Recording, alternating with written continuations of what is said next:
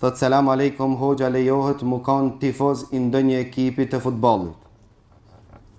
Kjo është moda bashkohore. Edhe mu kanë me jetun këtë shekull dhe mos me qenë tifoz i një ekipës, është për alametit kiametit.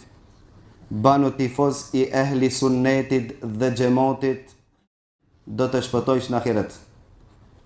Pra nuk themi që është haram dhe nuk themi që është halal krejtësisht. Çdo sen që është në kornizat e halalit të lejuar, është halal.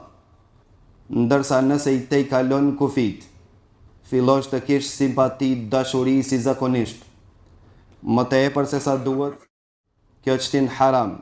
E dytë, urrejqa me vllau, për shkak se njonja real, qerti Barcelonë. E ku të lujnë atë natë, mos vetë çka bëhet skandale në shtëpira. E treta, simpatia e madhe sikur që nëse fitojnë dhe japin gol, çojnë ti në xhenet. A nuk e din se vetë atë bastore në knoqin. Për këtë arsye dhe sporti s'ka më më interesant. Një biznismen i blen di ekipe dhe i thot ju jepni 2 golle, e qertë nuk e jepni asnjë. Me bon vaki, me dhonë, ku për atë lojtar. Si që dini ka ndodhë me një ekip, që ai lojtari mo gjithmonë penzi ka dalë se ja ka thi kam taj që ka lujt bastore.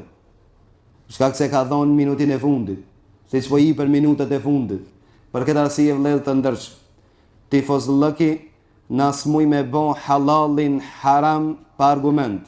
Mirë po, nëse të grabit kohën, e harron përmendjen e Allahut, shtohet urrejqa, hased, lëki edhe thuaj se përgjithësi janë ta, atëherë bjen haram për shkak këtyre veprimeve e jo për shkak shiqimit të një ndeshje dhe mos me lidh zemrën me asnjërin prej atyre.